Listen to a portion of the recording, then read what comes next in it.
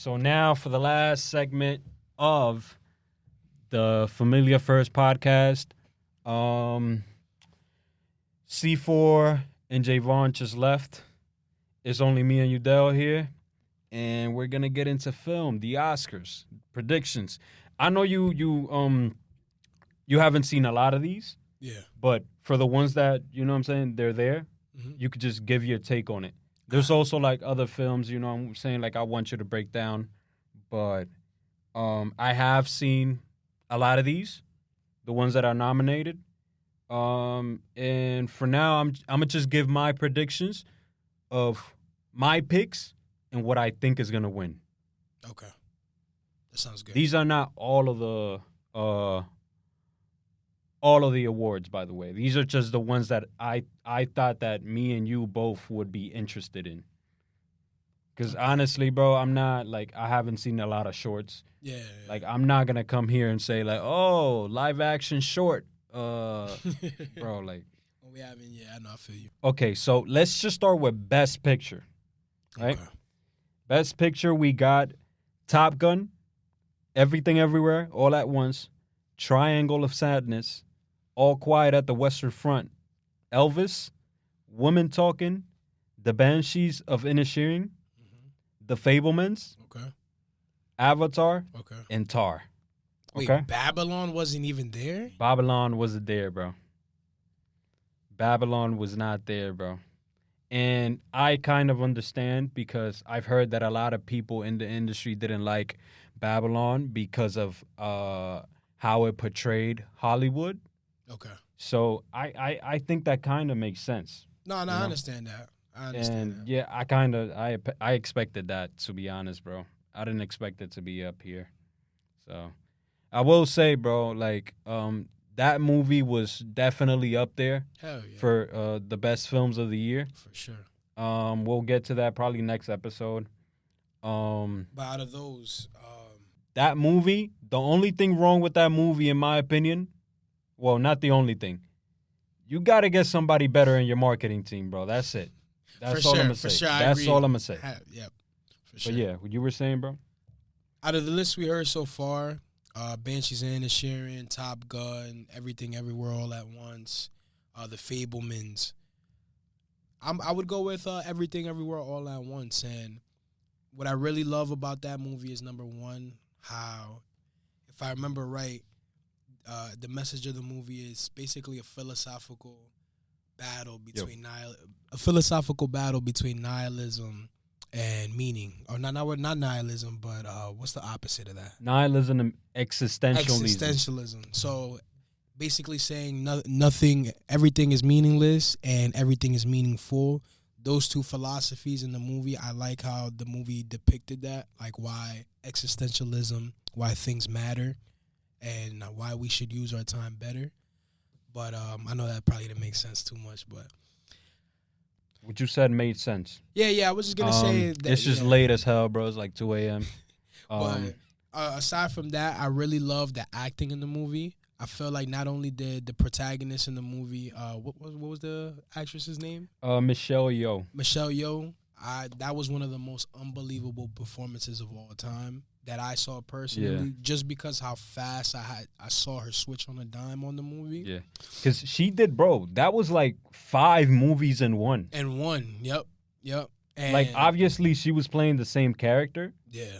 But it's not like her performance was the same in each one. Like there was something different about it in each one. Yeah. It was a different environment, different, you know what I'm saying? Like, yeah. And especially with how they got the special effects to look so beautiful, even through shooting some of the scenes through green screens and Zoom meetings. Yeah. Yeah. So yeah, that's why I got that one. I got Everything Everywhere All at Once. My pick is Everything Everywhere All at Once. Okay. What I think is gonna win is The Banshees of Inisherin or All Quiet on the Western Front. The Banshees of Inisherin,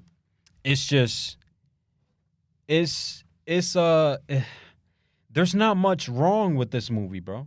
It's a comedy, but it's a artsy comedy. Yeah.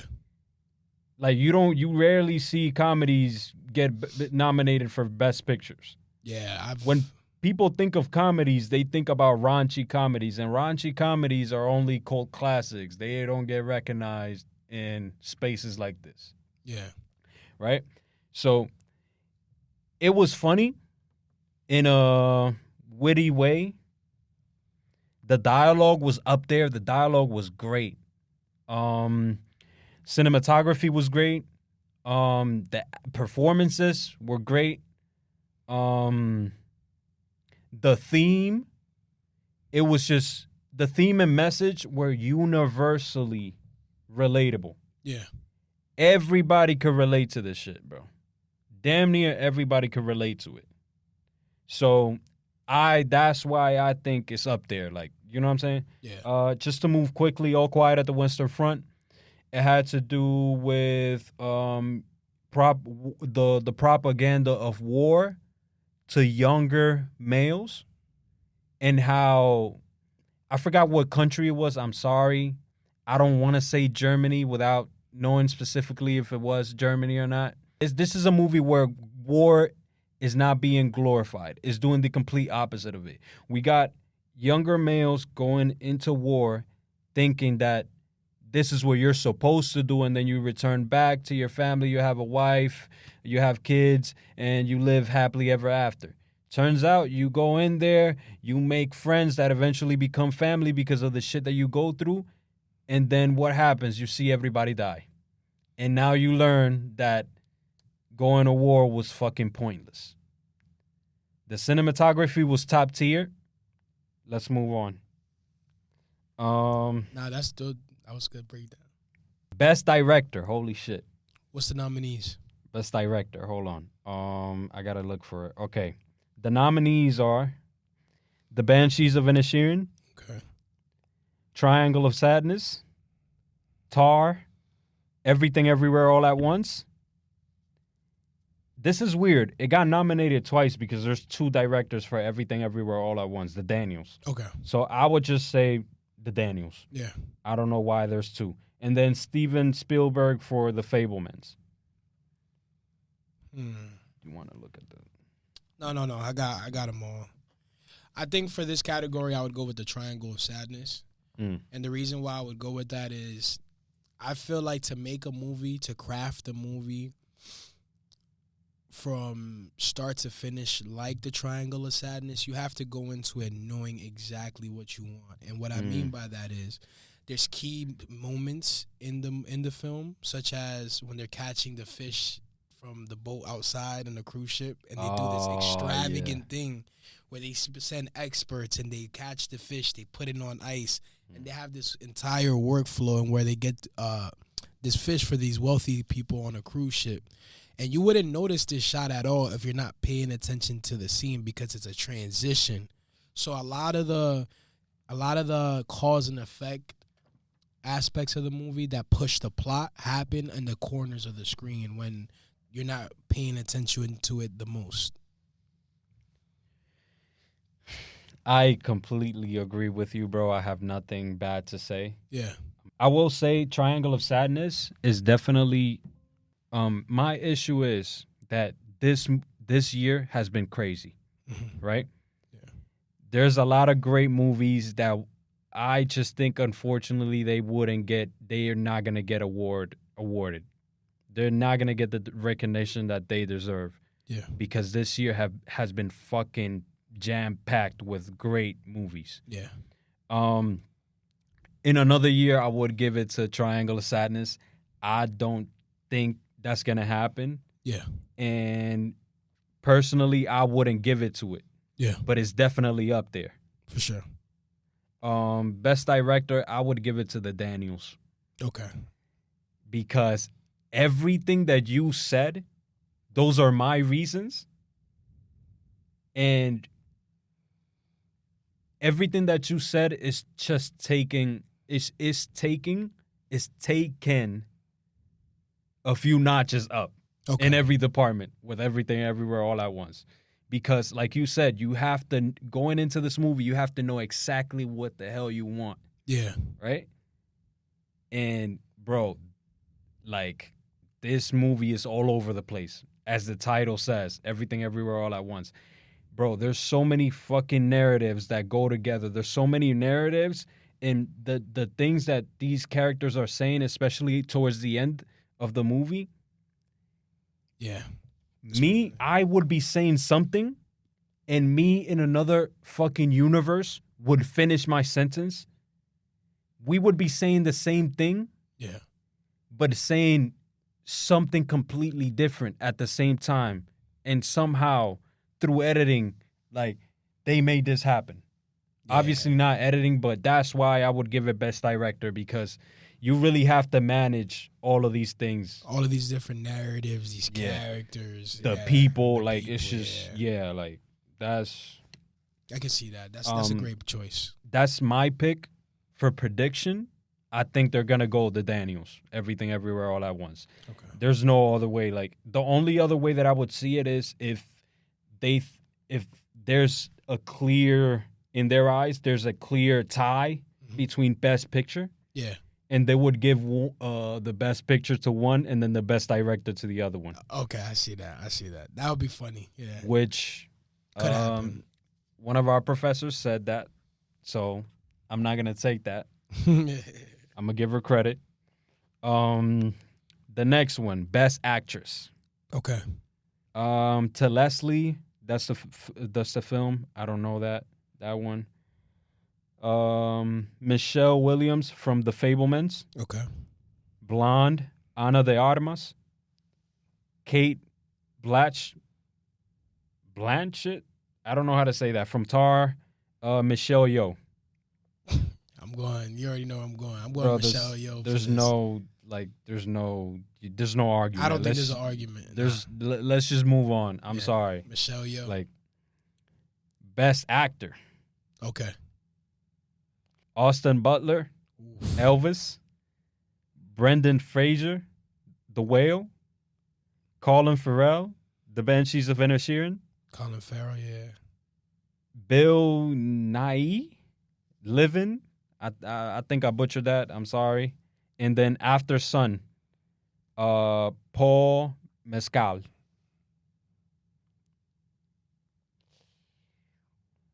What was the first one? The Whale, Elvis. I think so from out of the movies that I saw, I think Brendan Fraser has a good shot. That's somebody who I would want to win, number one, because the movie itself was amazing. Yeah. But the acclaim and everything that I've heard from Austin Butler, I think he's going to win it for Elvis. Yeah. Yeah. I had the same. My pick was Brendan Fraser, and then my prediction was Austin Butler. Yeah. I mean, bro, just like you said, it was a great movie, great performance. I have nothing else to say. If we're going to talk about this, just because it's late, we could bring it up next episode. Of course, yeah. So, Best Supporting Actor. The Banshees of Inisherin, Case Away, The Fabelmans. This was the uncle in The Fabelmans. Yeah. Judd Hirsch, I think. Everything Everywhere All at Once. Ki Hugh Kwan. The husband? That's the husband. Oh, my God. Bro. Yeah. And then Barry Keoghan. I'm butchering all of these names. Banshees of Inisherin. I mean, I think the Banshees of Inisherin one is going to win. I believe so. Yeah. I'm not going to lie. I think so too, but this one is kind of up in the air. Yeah. What predictions? What's your pick? I got Banshees. What's your pick? You gave your prediction. What's your pick? Who do you think should win? I think Kim. Key? Yeah. Yeah. Yeah. I mean, sure. We don't have to talk like I think so. Like, I think so. Best Supporting Actress. The Whale, The Best Friend. Yep. Jamie Lee Curtis in Everything Everywhere All at Once. Stephanie Sue in Everything Everywhere All at Once, the daughter. The Banshees of Inisherin, the Carrie Condon. Okay. Black Panther. Don't say This Angela was Bassett. Angela Bassett. Ooh! You already know who I'm going. Who? Angela Bassett, baby. Angela yo. Bassett. That's your Bro, pick that's or the my prediction? Pick. That's my pick. What's That's your my prediction? You know what? I'm gonna predict Angela Bassett too. Word? I got Angela Bassett winning that because her performance as Queen Ramonda in Black Panther 2, I could really say she really portrayed a powerful queen of Wakanda, and not only just that, a grieving mother, but a leader to a country that had no Black Panther to it, no leader. You know what I'm saying? Yeah. No appointed leader. Sorry. But yeah, she acted her ass off in that movie. I got her, you know? Okay. Bet. My pick is Stephanie Sue, the daughter and Everything Everywhere All at Once. Yeah. And my prediction is her. Okay. Stephanie Sue. I think she's gonna win. Bet. Just because it goes the same, bro. Best actor, best actress, and best supporting actress. They're all doing the same thing, bro. Yeah. Their performances were top notch. Yeah. Like, because my argument is the same. Let's just, let's move on. Okay. Best original score. Babylon. Everything Everywhere All at Once. The Fablemans. The Banshees of Inisherin. All Quiet on the Western Front. Babylon, baby. Babylon. Nah, yeah, I got Babylon just because also not only that, but the whole movie with them having the live bands perform and film that for entertainment. That was one of the places where the soundtrack came out. Not soundtrack, scoring came to play. I don't even got to go too much into it, but I feel like the themes of Nellie Leroy and Manny, those were used really well, and those were very versatile for different points throughout the movie. So if you're able to use a score for different moments, I feel like that speaks a lot about the person who composed it and the score itself. Yeah. But yeah. I mean, bro, Babylon, this is a landslide. Like, there's no question, like, that, like, yeah. Best cinematography. Empire of Light, All Quiet on the Western Front, Bardo, Tar, and Elvis. I think this is one is you. My pick is All Quiet on the Western Front, and my prediction is All Quiet on the Western Front. This is another award where, like, it's just, like, there's no debating it. Like, this is going to happen. If it doesn't happen, like, I'll be genuinely surprised, but more so concerned. Best original screenplay. Everything Everywhere All at Once, Triangle of Sadness, Tar, The Banshees of Inisherin, The Fablemans. I'm going to go with The Banshees of Inisherin for my prediction. For my pick, I will go for Everything Everywhere All at Once.